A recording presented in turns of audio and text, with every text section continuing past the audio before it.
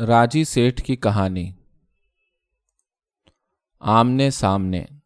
हिंदी से तर्जुमा ज़ेबा अलवी। कल शाम ही से वो अपने पंजों पर खड़ा दिखाई दे रहा था।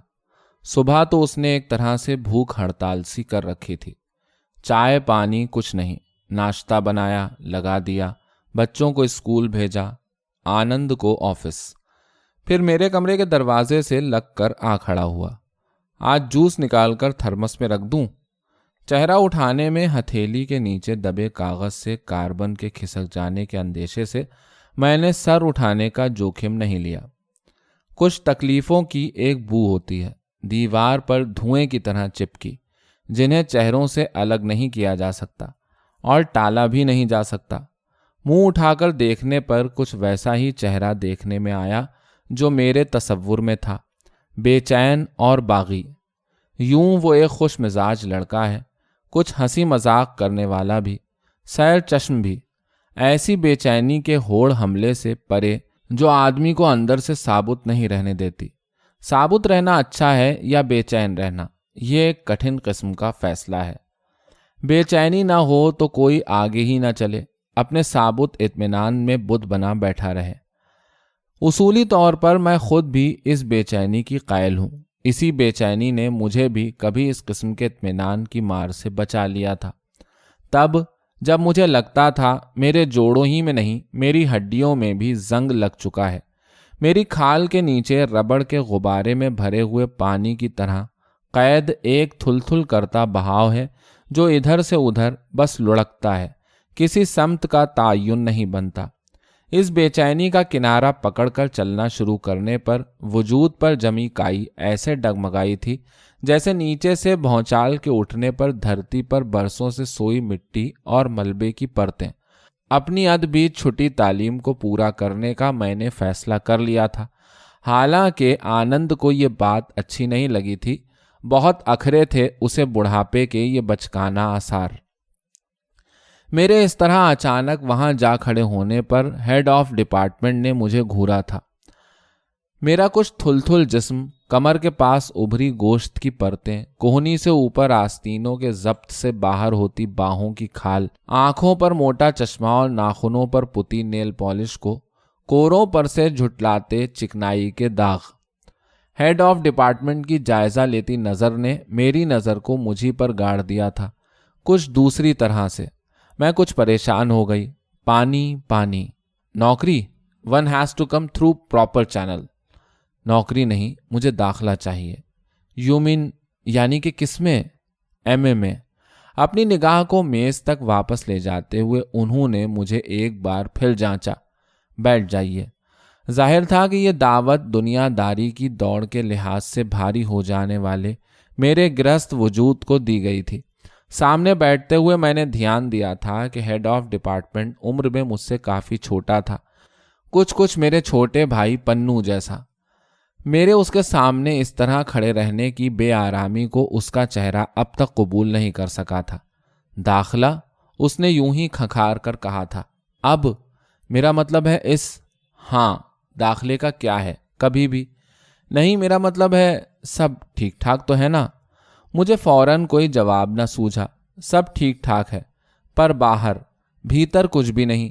मियाँ की ऊंची नौकरी, एक अदद घर, 2 अच्छे बच्चे, बढ़िया स्कूल, वो सब जिसे क्या कहते हैं अच्छी हैसियत, सैकड़ों साड़ियाँ, दर्जनों जूते, सुनहरे रुपहले आईने, मगर अंदर कहीं कोई चीज़ सबको फालतू कर देती है एकाएक। आपसे पहले भी कहीं मिला हूँ नहीं?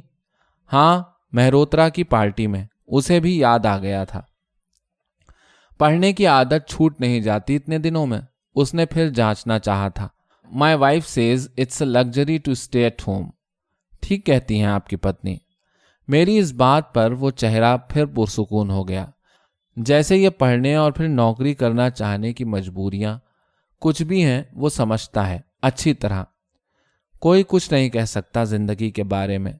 एक धीमी गैर यकीनी सी बुदबुदाहट उन्होंने सरकाई और फिर चौंक कर अपने सामने रखी घंटी टनटना दी। फिर संजीदगी से सुकड़ते हुए बोले, one should always be prepared. कभी भी कुछ भी हो सकता है।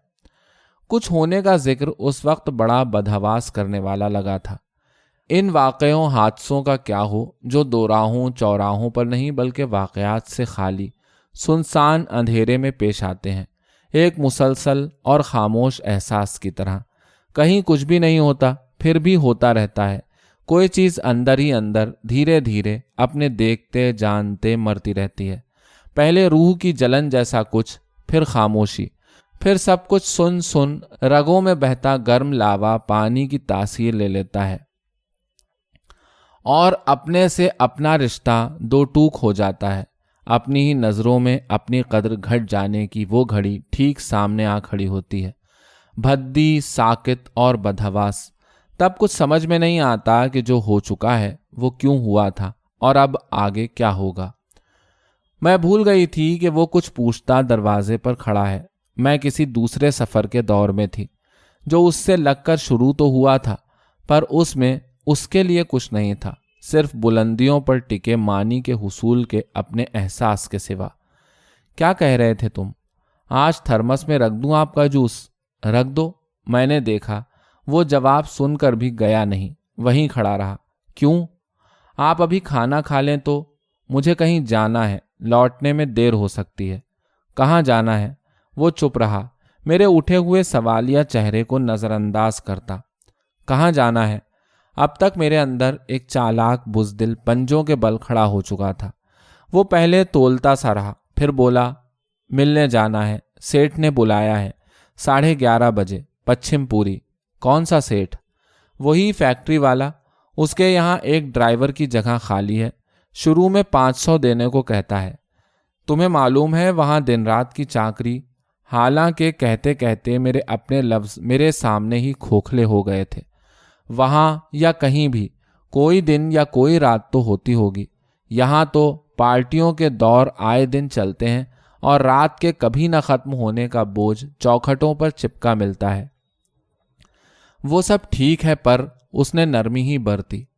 15 یا 20 دن پہلے یہ ذکر چھڑا تھا اور فیصلہ ہوا تھا کہ چاہے ہم نے 300 روپے ڈبو کر اسے ڈرائیور کی ٹریننگ دلوائی ہے، پر وہ ابھی کہیں بھی ڈرائیور کی نوکری نہیں ڈھونڈے گا۔ اس کی پل پل چوکنی ہوتی ہوئی حیثیت چپ چاپ ہمارے فیصلوں کا انتظار کرے گی۔ وہ فی الحال ایسا کچھ نہیں کرے گا جس سے چٹان کی نوک پر لٹکی ہماری گرہستی کا پیر پھسل جائے۔ ادھر آنند کی فورن کی ٹریننگ ٹرپ طے ہو گئی تھی، ببلو پنکی کے امتحان تھے، میرا ناول بیچ میں کہیں لتھڑ رہا تھا۔ یہ ذمہ داری میں نہیں اٹھا سکتی تھی، اپنی یا اپنے بچوں کی بھی۔ یہ سب اسی کی مہارت تھی اور نرمی کے ذمے تھا۔ بچوں کو اچھا شہری بنانے اور مجھے اچھا لیکھک بنا رہنے دینے کی مہم میں وہ ایک ضروری زینہ تھا۔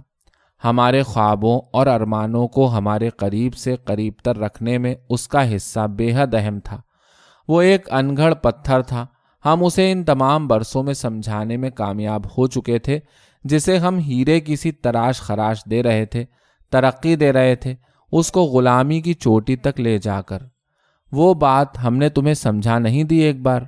ہم نے اسے سمجھایا تھا کہ ہم اسے یہ ہنر سکھا بھی دیں گے اور 100 روپے بڑھا کر اپنے ہی بے مثال گھر میں کھپا بھی لیں گے۔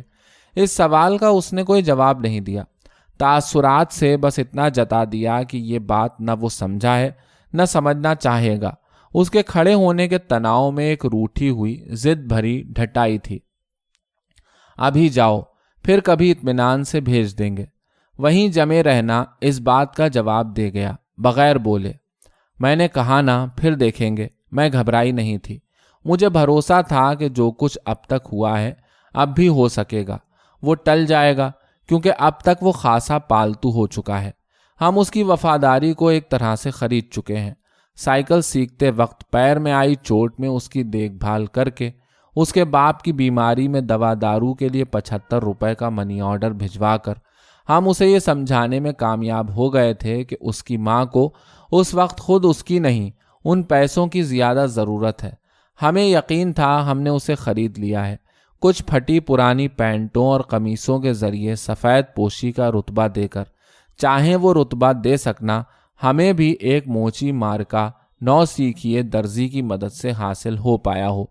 ہمارے خیال میں اب وہ پوری طرح ہمارا ہو گیا تھا، ہمارا پالتو۔ پھر کیوں یہ؟ اس کا وہ انداز یقیناً وہ کپڑے پر بیٹھی برف کی پھوار کی طرح نہیں تھا کہ اٹھا کر جھاڑ دیا جائے۔ آس پاس کہیں کچھ سخت جان تھا، اندر سے ٹھوس، میان میں چھپی تلوار کی طرح چمکدار اور چست۔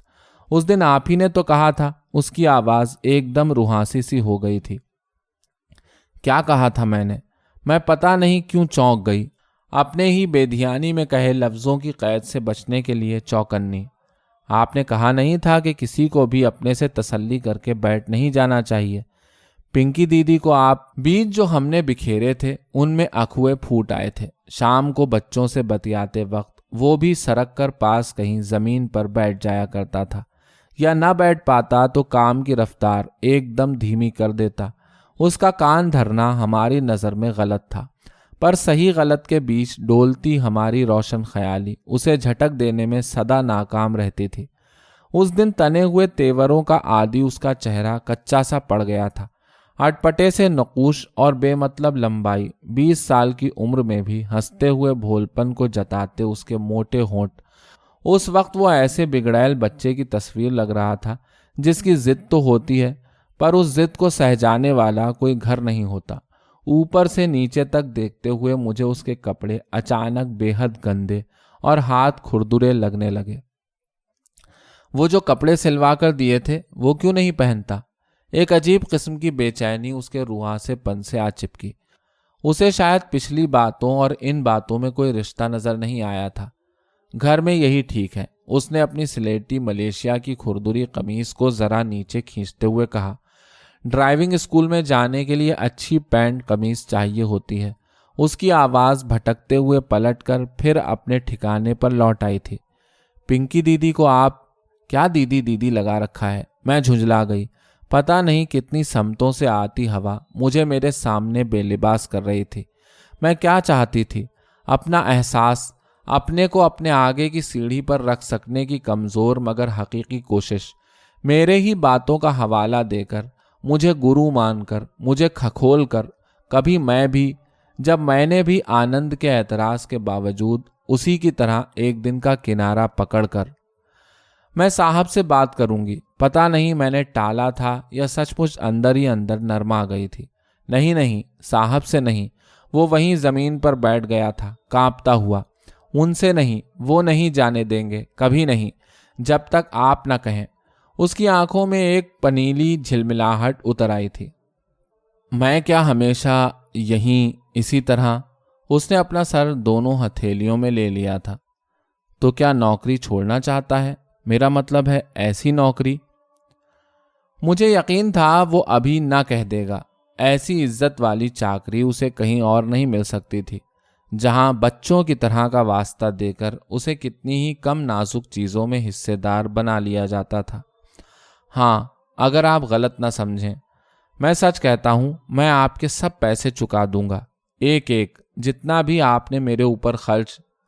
اس کے کندھوں پر ٹکی گرہستی کا احساس مجھے ایک بے چین کر گیا، پر جو جھلک مجھے سامنے دکھائی دی وہ ادھوری تھی۔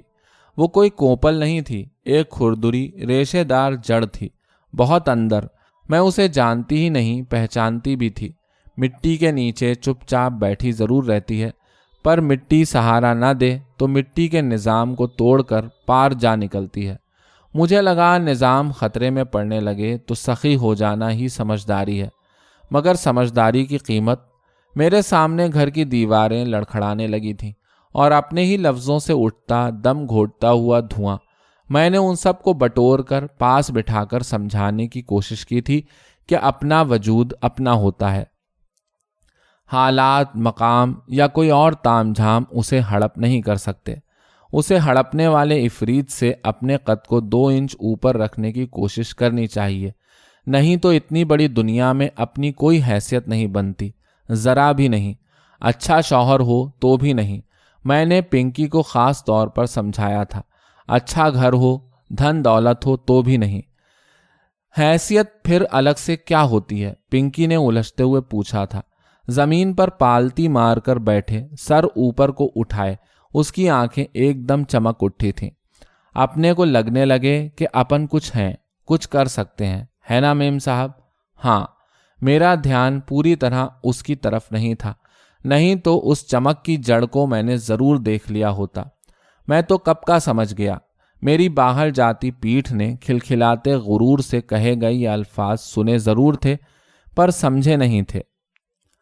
دیکھا جائے تو وہ کچھ غلط نہیں سمجھا تھا، مگر اس کا یہ سب سمجھ جانا ہی اس وقت میرے دماغ کو سن کر گیا تھا۔ اس وقت میں زمین سے انگل بھر اونچی حیثیت کے بارے میں نہیں، گھر کے ڈاواڈول ہوتے ہوئے توازن کے بارے میں سوچ رہی تھی، اپنے آدھے لکھے ناول کے بارے میں، پنکی ببلو کے امتحانوں کے بارے میں، دیوالی پر پٹنہ سے آنے والے مہمانوں کے بارے میں۔ اس نے کتنے ہلکے سے جھٹکے سے میری محنت سے حاصل کی ہوئی حیثیت کو ہلا دیا تھا۔ کیا نام اس حیثیت اور ہستی کا ہے جو دوسروں کے کندھوں پر پاؤں رکھ کر چلتی ہے اور اپنے ہی بنائے سیخچوں میں خود قید ہوتی ہے۔ اس کا چہرہ اب تک بجھ گیا تھا، کچھ مایوس اور بے جواب۔ تو آخر کیا چاہتا ہے؟ میری بے بسی اس پر جھنجھلاہٹ بن کر اتری۔ وہ لمحے بھر کو جھچکا۔ آپ ہی بتا دیجئے نا، آپ لوگ کیا چاہتے ہیں؟ یہ ایک طرح کا آمنا سامنا تھا، لگ بھگ غیر متوقع، داتا ہو سکنے کی سخاوت سے بھرپور۔ دیکھا جائے تو حیثیت کا سوال یہیں طے ہو گیا تھا۔ جس کی کچھ حیثیت ہوتی ہے وہی دیتا ہے، دے پاتا ہے۔ حیثیت کے کنگال سے یہ امید ہی کہیں ہوتی ہے۔ میں چاہتی ہوں تو تھوڑے دن اور رک جا، تھوڑا ادھر سد جائے، اور تب تک یہاں بھی، میرا مطلب ہے کوئی اور انتظام بھی ہو جائے گا، نہیں؟ اس سوالیہ نہیں کی نوک پر میری ساری حیثیت اس وقت سمٹ کر بیٹھ گئی، تھر تھراتی ہوئی۔ وہ بنا کچھ کہے باہر چلا گیا، پیر پٹکتا سا۔ میرے کان اس کے قدموں کی آہٹ کا پیچھا کر رہے تھے، ہاتھ کاغذ سرکا کر چپ بیٹھ گئے تھے اپنے آپ۔ لمحے بھر میں رسوئی گھر میں برتنوں کی کھٹپٹ سنائی دینے لگی تھی۔ مجھ سے پوچھے بنا تھوڑی ہی دیر میں وہ کافی کا کپ بنا کر میری ٹیبل پر رکھ گیا تھا۔ سنو، 1-2 بسکٹ دے جاؤ۔ میں نے اس کے تیزی سے لوٹتے قدموں کی بے دلی کو سہج انداز سے کریدنا چاہا۔ بسکٹ لے کر حاضر ہوا تو میں نے اس کا چہرہ ٹٹولنا چاہا، پر وہ چہرہ بند تھا، ان بوجھا اور اداس۔ ذرا دیر میں رسوئی گھر کا فرش دھلنے کی آواز آنے لگی، پھر جھاڑو پٹکنے کی، پھر کھانا بنانے لگنے کی۔ دوپہر تک وہ مجھے کافی پرسکون دکھنے لگا، لگ بھگ گم۔ شام کو بچوں کے سیشن میں وہ زمین پر نہیں، دروازے سے لگ کر کھڑا رہا۔ کئی بار اس کے انداز سے کچھ بولنے کا ارادہ سا ظاہر ہوا، مگر روز کی طرح کوئی سوال سامنے نہ آیا۔ سوال کرنے میں روز وہی زیادہ شوق دکھاتا تھا۔ کانوینٹ میں پڑھے بچے تو ہمیشہ اپنے میں گم، خود پسند ملا کرتے تھے۔ مجھے لگ رہا تھا وہ کسی نہ کسی طرح گھما پھرا کر یہ بات ضرور پوچھے گا کہ وہی بات پنکی کے لیے، ببلو کے لیے، میرے لیے، ہر کسی کے لیے ضروری اور اس کے لیے غیر ضروری کیوں ہے۔ پر یہ تو اچھا ہی تھا کہ وہ سب کو ٹکر ٹکر دیکھ رہا تھا اور سوال پوچھنے کے شوق سے پوری طرح خالی لگ رہا تھا۔